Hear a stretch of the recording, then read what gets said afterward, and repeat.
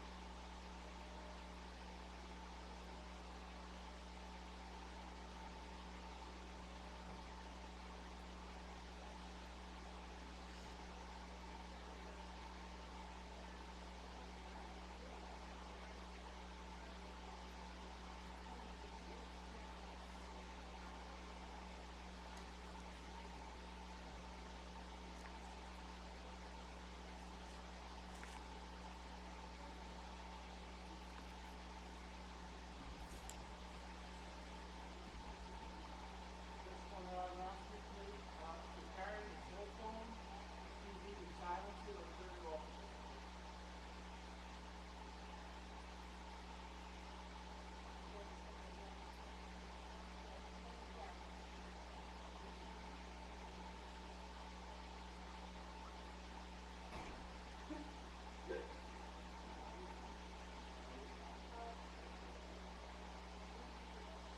Who's your mom?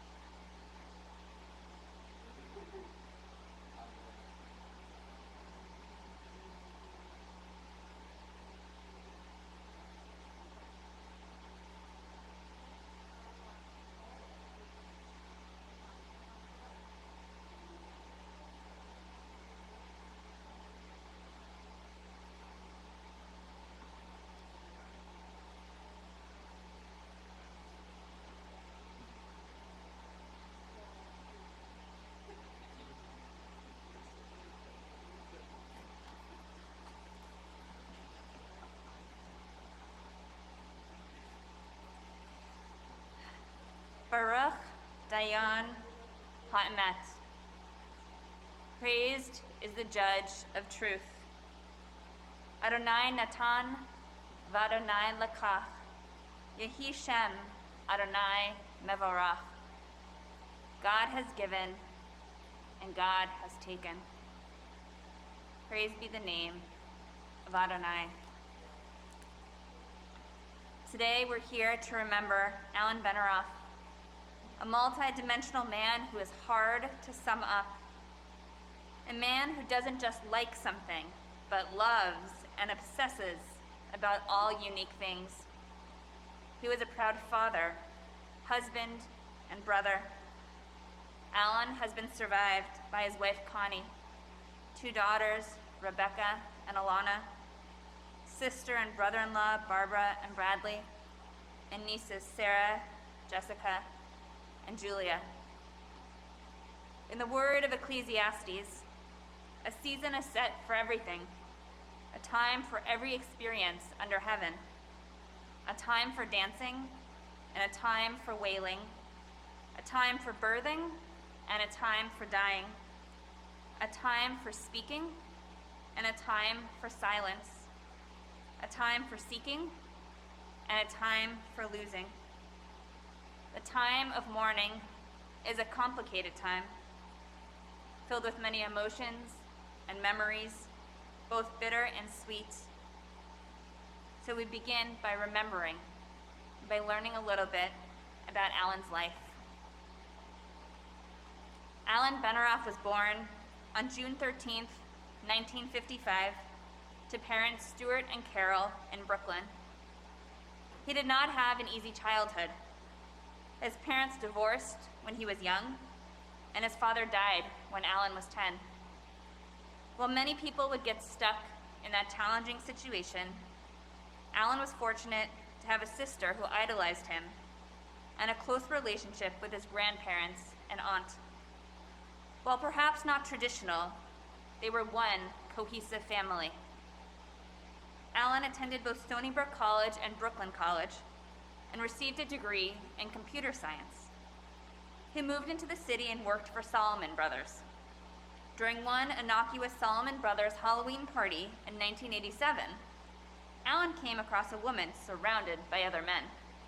He butted his little way in and rescued this young woman. They spent the rest of the night chatting, and he was courageous enough to ask for her number, and she actually gave it to him. His future wife, Connie, was impressed with Alan's statement that he didn't know a lot about the arts, but he wanted to learn more. Connie was hooked. He took Connie to wonderful art shows and restaurants. Connie and Alan were married on May 24th, 1992. Connie helped make Alan more well-rounded. They lived in New York City for 4 years and then moved to Japan in 1994. Their firstborn, Rebecca, was born in Japan in 1995. After 2 years of adventures in Japan, they moved to Montclair, New Jersey, and their second daughter, Alana, was born. While perhaps not expected, Alan was wonderful with little children. Whether it was his own kids or nieces and nephews, he was often found on the floor encouraging roughhousing and playing with the kids and getting in trouble by the other adults. Alan was a devoted father, who, while he didn't always see eye to eye with both of his daughters, he always worked to find ways to support them and share their accomplishments and brag about them to others. Alan was a proud father. We're now going to take some time to hear from Alan's sister and daughters. We're going to start with Barbara.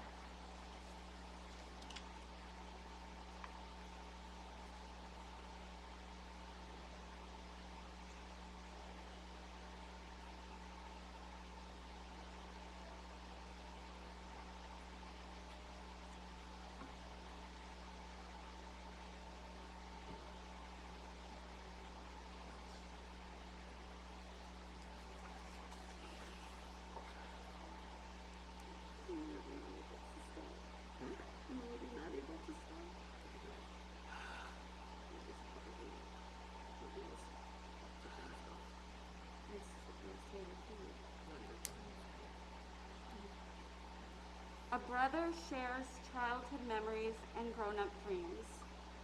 When I was born, Alan was not thrilled with me coming home.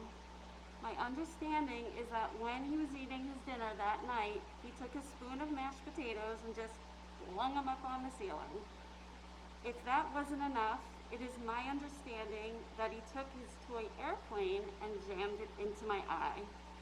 But none of that stopped me from idolizing him as a child.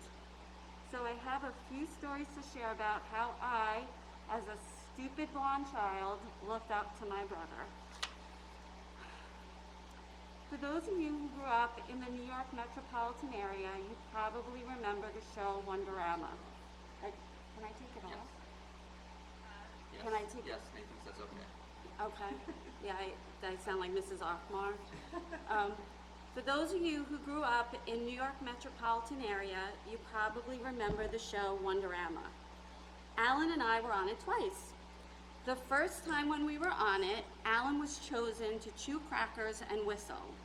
Well, Alan did that, but he spit them out all over Bob McAllister.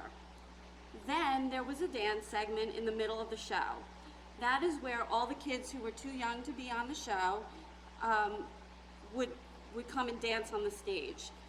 Bob McAllister would always pick one of these small kids to interview. I was too young to be on the show, so anticipating me possibly being selected, Alan and I rehearsed all my answers. Basically, if asked what I liked, my answers would be anything that Alan liked. and I had those answers down pat. So now they bring me into the big room and I find Alan. They pull me away from him because I was the kid they selected. But I didn't know that, and I got down on the floor kicking and screaming. I even kicked Bob McAllister because I thought they were taking me away from my brother. So they had to call my parents in to come get me and give me a toy to shut me up. But Alan received the glory of that episode as him spitting out crackers on Bob McAllister made the Wonderama commercial for the week. Years later, we were on the show again, and Alan got selected to be one of the news anchors. I got selected to play in Guess Your Best because when they were looking at the kids to select, Alan kept pointing at me for them to select me. I didn't win my game, but Alan and I got to see ABBA debut in America on that episode, and we were the coolest things in town with our Lender's Bagels necklaces. Alan and I went to Brooklyn Day Camp. He must have been about 10, 11, and I was probably about 7. He was at that obnoxious age where boys will be boys and his mouth wasn't the cleanest. But I would ride the bus with him and his friends and their foul mouths, and I thought they were cool, and I was so cool being around them.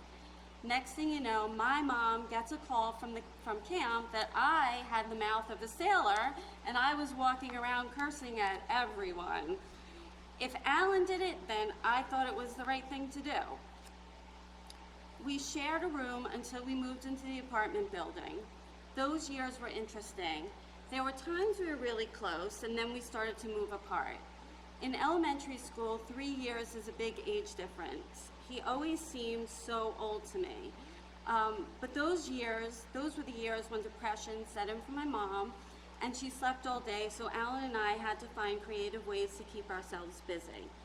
We lived in an apartment building. We had neighbors on all sides of us, and we were kids. I liked playing jacks on the kitchen floor, and Alan liked playing with his matchbox cars on the floor as well, since it was the only room in the house with no carpet. Unfortunately, we had very grumpy neighbors in the apartment below us. They would get annoyed at us playing and either take a broom and bang it on their ceiling, which would really annoy me because it would move my jacks, or take their stereo and just blast it up to the ceiling. So Alan and I decided to do Operation Noisemaker. On Saturday mornings, while my mom was still sleeping, we would purposely play with the cars or jacks as loudly as possible, or even pull out the tap shoes just to piss them off. Unfortunately, my mom clued into what we were doing and put an end to it. But Alan and I would always giggle because we thought we were being so sneaky and so funny. Alan was obsessed with fish and fishing. Our dad had a boat that he named the Albar. Alan loved the boat. I absolutely hated it. Not only did Alan volunteer at the New York Aquarium, he took that passion and got a job in a fish store as a teenager. He would set up many fish tanks in the house, which drove my mom crazy. But he felt the need to buy me a fish tank lamp, where the base was the tank. He obsessed with filling the small fish tank, and he would bring home new fish almost on a daily basis. He shoved about 30 fish into the tank to the point they became suicidal. Every day I would come home from school and more fish would just jump out and kill themselves. I would find dead fish all over my floor. I literally could not look at a fish tank ever again. I can't say Alan had the easiest life. Our parents were bitterly divorced when we were kids. They fought all the time, had each other arrested, and we were even brought into court and asked which parents we liked better. Then our dad died suddenly, and when Alan was just 10. He tried to be stoic when hearing the news, but how stoic can a 10-year-old really be? With the death of my dad, we grew up very poor, but Alan made the most of his childhood and teenage years. He had a Farrah Fawcett poster and a Kiss poster in his room. He did Little League and loved playing hockey in the streets. He was very artistic and started getting into photography. He couldn't sing to save his life, and one year during a Hebrew school ceremony, the cantor told him to just mouth the words. Yet, he grew up listening to me screaming the song Tomorrow at the top of my lungs, and he couldn't hear that song ever again. He was a huge fan of Bruce Springsteen and loved the Rangers and the Giants. But at the age of 16, Alan got sick and his kidney issues were diagnosed. Alan went on to Brooklyn College, where he earned a degree in computer science. After completion, he rose above our impoverished childhood and got a job working, doing computer programming in financial services. He really made a life for himself. Alan got a job working in Japan for 2 years. This was a dream of his. He loved it there and really wanted to share the experience with his family. He cut a deal with us saying that all we had to do was pay our airfares and he would pay all of our expenses while there, which was pretty significant because Japan was really expensive at the time. So we went. On our first night there, we ate at El Torito. Yes, we flew all the way to Japan to eat at a Tex-Mex chain restaurant. And Alan wanted to show off his Japanese language skills by ordering in Japanese. Those of you who know me well know that I'm very food fussy. I'm the hold the pickles, hold the lettuce girl. So I asked him to order for me chicken fajitas with no guacamole and extra sour cream. He goes to place the order, and how does he say chicken fajitas in Japanese? Anyone have an idea on how you say it? He said the words chicken fajitas in a Japanese accent. We were literally crying. I could have ordered chicken fajitas in Japanese if that's all it took. And my order came out with extra guacamole and no sour cream. So much for Alan's Japanese skills. During that time, Brad got to climb Mount Fuji with Alan. That was quite an experience, which Brad can share with you privately, but I was happy to chill at the pool at the American Club with Connie and Rebecca. Connie and I went to a restaurant that night where I used my newly acquired Japanese skills to place the order, and my chicken fajitas came out perfect. So, as I mentioned, Alan has been dealing with health issues for a majority of his life, but it never let him shape his identity. Alan pushed through it all, and he made the decision to live life. He was enthusiastic about all his passions, which included boats, cycling, photography, hockey, and collecting G.I. Joe dolls. In his last year of life, you would see pictures posted on Facebook on a regular basis of the fighter jets and bald eagles he would take pictures of. His photography skills were amazing. Alan wouldn't sit still. Just always on the go, plus he loved to share his passions with Connie, Rebecca, and Alana. He loved his girls. Like a ship blown from its mooring by a wind off the sea, like a seed dropped by a skybird in a distant wood. Who can say if I've been changed for the better? But because I knew you, I have been changed for good. So, as you look down at us from that big camera in the sky, I hope you continue to command the ship and soar like an eagle. Baby, you were born to run. Say hi, Mom. Say hi to Mom and Dad from me. Love you, bro.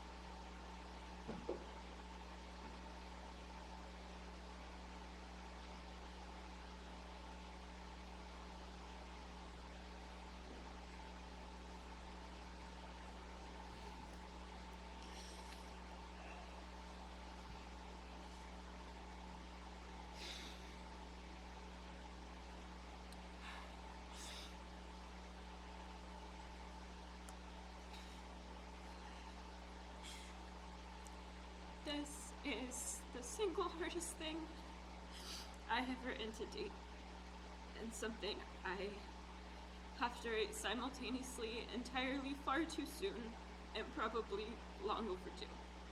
My dad fought a long and hard battle with heart and kidney disease for nearly as long as I could remember, living on borrowed time thanks to the grace of another human being who was able to give him a kidney transplant.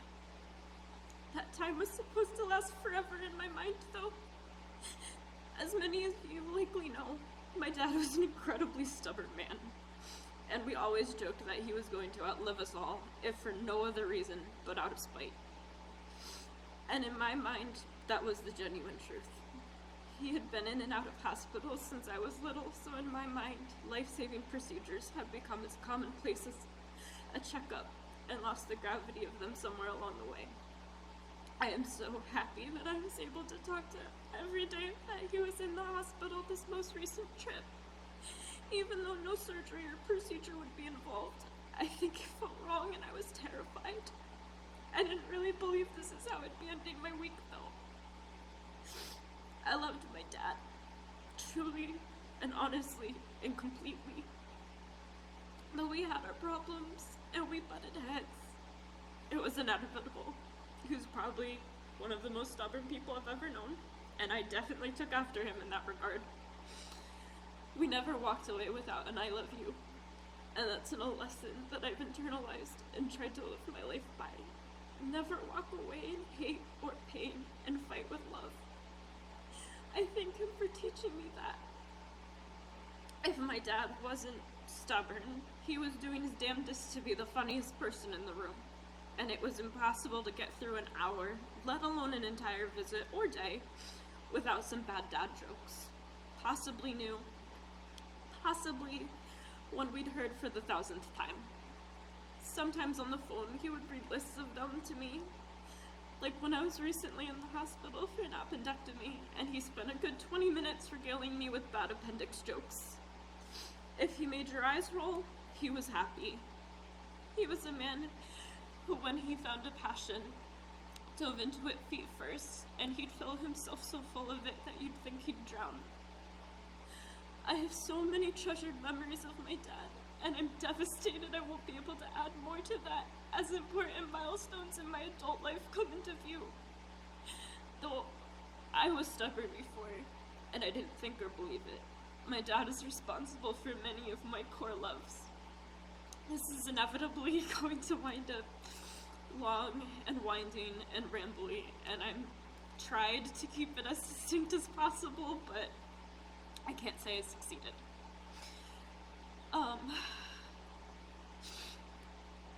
Through our exploration of nature and the world around us, I learned humility and reverence for the world that we live in.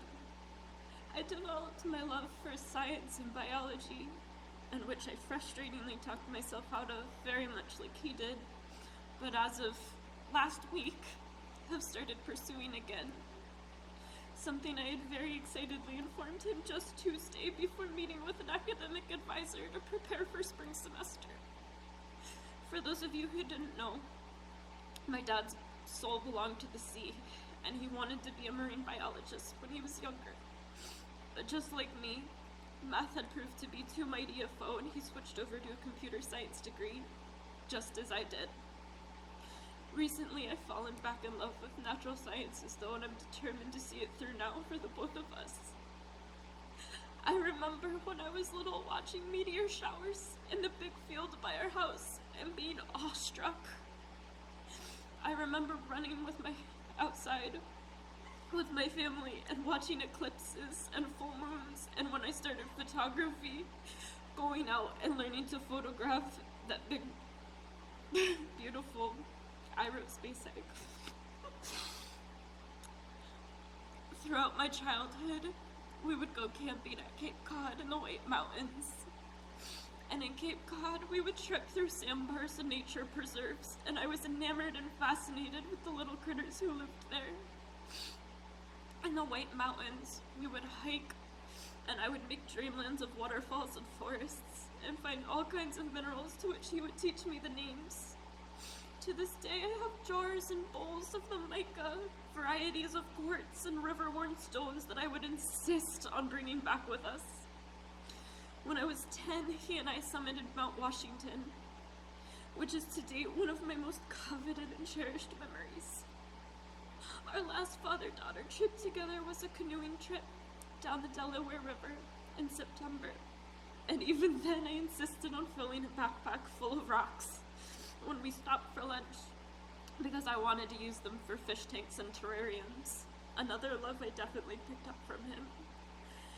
He was so happy to have made me lunch of his balsamic portobello mushrooms and mozzarella cheese, and to have made a daddy gourmet lunch for me on that trip. I attribute so much of my love for biology and the natural world to him. From being on the boat and tagging fish and visiting his friends at NOAA, to building mini ecosystems and worlds and aquariums, to letting me keep snakes when I was little and running around to different pet stores to find out that what someone told us was a very poisonous king snake was a milk snake. I attribute so much of my newfound love for vivarium building to him, a love which I only hope to foster further in the future as I learn more and return to school. My dad loved animals. He may not have always been a softie, but he was when it came to animals, especially our bunnies.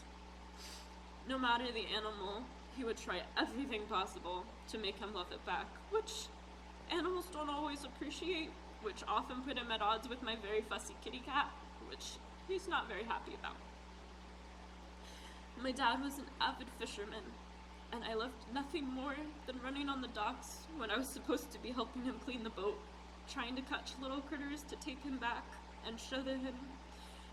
And though he'd be upset that I wasn't helping, he'd always help me put together a little bucket or use the boat's bait well to store my finds so that we could look them over together later. As many of you likely know, my dad was enamored with hockey. He was a goalie who played for a team at Twin Oaks Ice Rink for much of my childhood, and then went on to coach my travel team, the Colonials. Some of my favorite memories are trips that we took for hockey games to Lake Placid, and touring the Olympic facilities, to going to the Hockey Hall of Fame and taking pictures with the Stanley Cup, going to Canada, watching the Frozen Four and meeting my at the time idol, Angela Ruggiero. He was so mad at me because I was talking to her and I was about to start horseback riding, and in my infinite wisdom I told her that I wasn't sure if I was going to keep playing hockey, and he was like, "Why would you say that?" As many of you likely know, as everyone almost definitely knows, my dad was also an avid photographer and took some of the most amazing pictures to our family's both love and chagrin. He was set on capturing that perfect shot, even if that meant we had to sit and pose and wait and repose for hours on end, but he always said we'd be grateful for having them down the line, and I really, really honestly am. I'm grateful that he instilled this love in me as well and helped me develop it. Even if life took a turn where I haven't been nearly as active with my photography as I would have liked to have been in recent years. Something which I most certainly am going to rectify moving forward. I remember when I first got my DSLR, my dad taking me to Asbury Park and having me photograph everything I saw. We talked over why I took the shots I did, and he explained how to shoot in manual mode and how to really create the best possible pictures to fit the visions of what I saw. We took a lot of trips like that, to the shore, to county fairs, and through local countryside. There are so many other things I want to cover, but I would keep us here for hours. But just to name a few more, I have the best memories of tubing off the boat and helping him winterize it and prepare it for launch during the off-season, while playing with the shipyard dogs every chance I got to sneak away. I'm thankful for seeing fireworks off the boat and barbecuing over summer holidays, and being able to eat the freshest fish I will ever have had the pleasure of having, even if it has ruined my ability to have almost any fish now due to it tasting too fishy in comparison. And despite us having so much fish that when we were little, Alana and I would sometimes smuggle it to the trash or toilet because we didn't want to have fish for the 4th day in a row.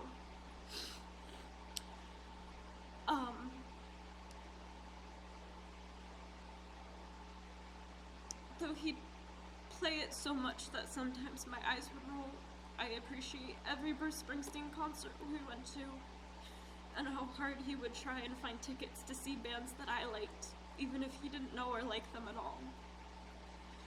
I'll always remember his love of apple and cherry picking and having caramel apples in the fall. I'll remember waking up early on Sundays to go to the farmer's market and pick up cheese and pickles on a stick and cheesy bread and honey. And sometimes following that adventure with trips to Lambertville to go to the Gold Nugget Flea Market, an open air antique market that I still make trips to today. I'll remember vacations out to Rocking Horse Ranch around Halloween, and all of the trail rides that we'd go on there, and that he took me on separately. He and Mommy would get me everything horse related, because I was an obsessed horse girl. Every time he went to Chinatown, he'd bring me a little carved horse figure and steamed pork buns. And I'll remember sneaking in his office to play with his little Star Wars collectibles and G.I. Joe dogs and horses and tigers.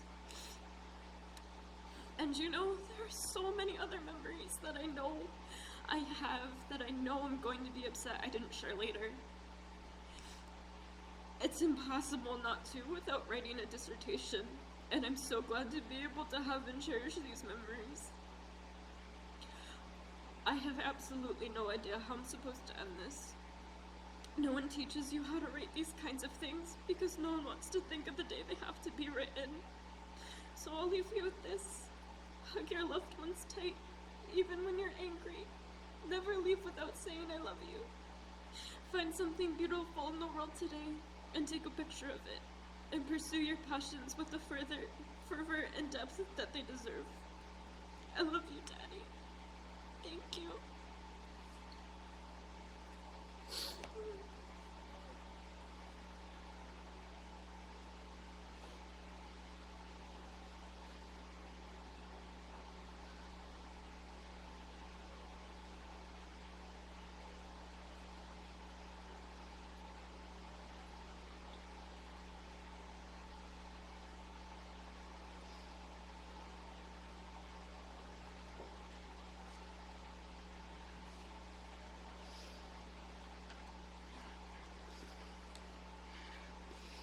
I just want to thank everyone for coming, whether you are... I'll project. I just want to thank everyone for coming, whether you are here in person or watching over the live stream. My father and I both struggled with communication, and specifically communicating with one another. But he would always try to find ways to show me that he cared and supported me. During my years of ballet, he would always break the theater rules and secretly snap photos or videos while I was performing on stage to later show me, and I would always be embarrassed. But I know that he was just trying to capture the moment to hold forever. As I grew to love fashion, he found ways to get us into Fashion Week, whether it was coercing people in the press or asking friends with connections. Every season we would look forward to that time, that day when I got to dress him and we would trek to Lincoln Center. He was always my own street style photographer, my personal paparazzi that would start taking photos of me in my best and wildest outfits on the plaza. He looked so professional with his fancy equipment and cameras that other photographers would follow his lead, probably thinking I was some important person they needed a shot of, when it was just him being proud of me. And sometimes he would even get to sit in the press pit with his camera and tripod and take his own photos of shows. When I had a fashion blog for a small time, he helped me set it up. He did the website programming and maintenance. It didn't last too long, but it was something we were able to create together. He would often give me small tokens of appreciation, items to show that he cared, things with little rainbows on them, as his way of saying that he knew and he loved me. He seemed so happy when I went to college, especially since things had been so rocky. He tried to endlessly document everything, every move in and move out of dorms, every studio visit where he would take phone pictures of whatever I was working on at the time. I wish he had told me just how much those photos and moments meant. Going through his phone, I found that he had screenshotted and saved everything I had ever sent him and every photo I had ever posted in its own little folder. He lived and appreciated life through images, through documentation and categorization, through collections and projects he would often obsess over and dedicate all of his energy to. I often wished he was spending time with us, but I know he was doing what he loved. And he certainly passed on this love to me. His passion lives on within me. We shared a deep appreciation for nature, the earth, and its creatures. Our camping trips to the White Mountains almost every summer were some of my favorite times. When we would go hike up mountains together and look out over the hills and valleys, it felt like we were the only people in the world. We had a hike called the Sugar Loaves that we did many times, where there was beautiful outlooks on the two peaks and an abandoned quartz mine that we would spend hours digging through, searching for the perfect stones, the perfect pieces of smoky quartz. The way down the mountain was always supposed to be the easy part, but for us it was always so much harder as we lugged away our found treasures. In the past few years, he grew a great love for my rabbit Neil, always asking for pictures of her when I was away, and looking forward to the times when I was home and he could spend time with her, and her little heart knows that he loved so much.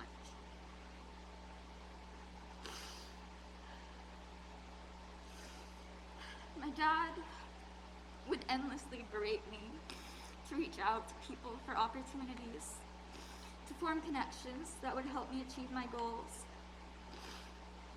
I often found it annoying that he wouldn't just let me do things my way, but I know that he was trying to help me in the ways he could.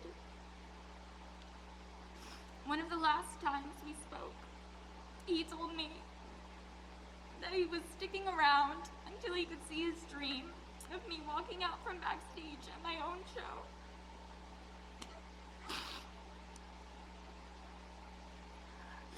I always thought I would have more time, that as I grew into an adult, we would find more ways to connect and grow close, to bridge the gap that grew as I got older. Unfortunately, we didn't get that time, but I'm thankful I got the time that I did, that I at least got to have more time with him than he did with his father. Dad, I love you, and I'm so grateful that you fought so long to stay with us.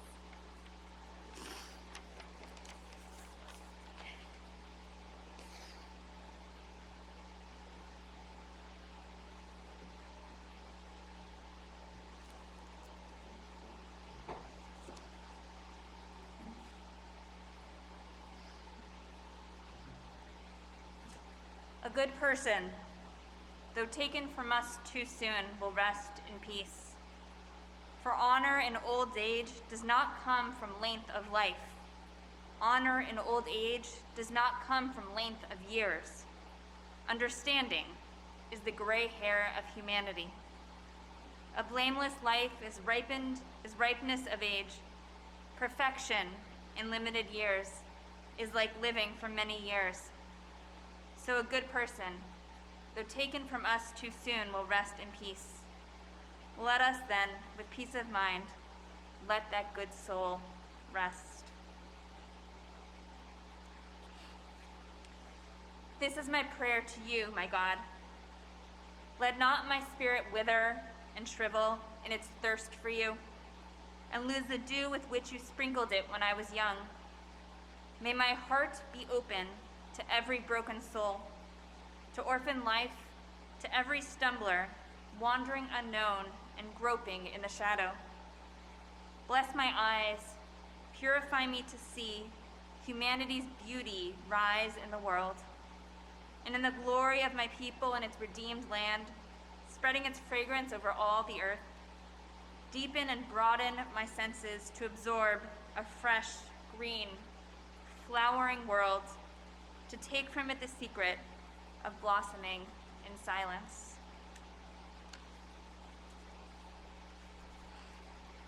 We continue now with El Malay Rachamim, the prayer that we say when someone has passed. I invite you to please rise if you're able.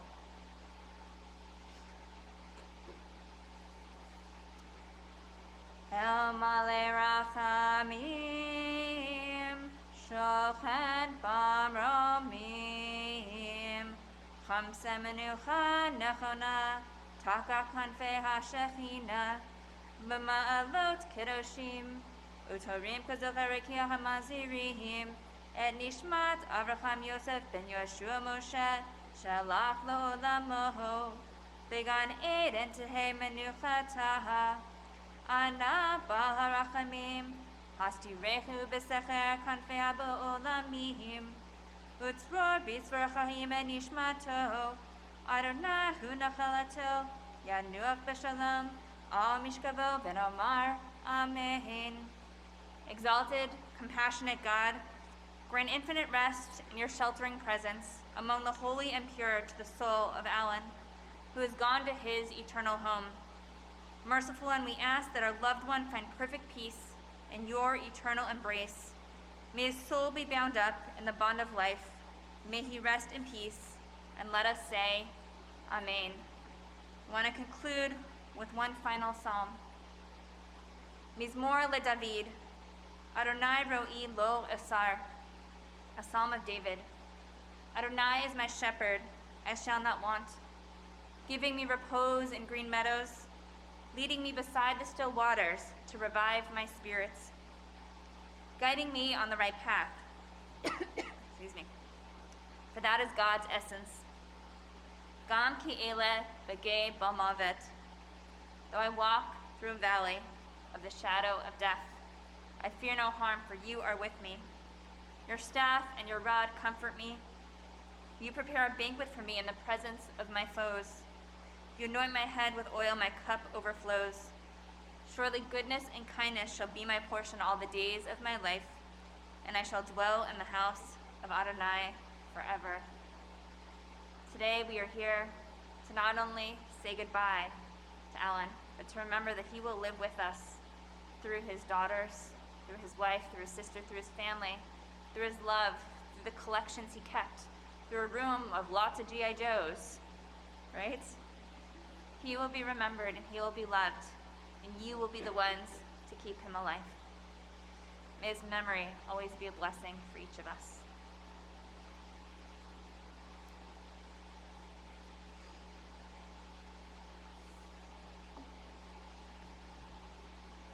Over, please.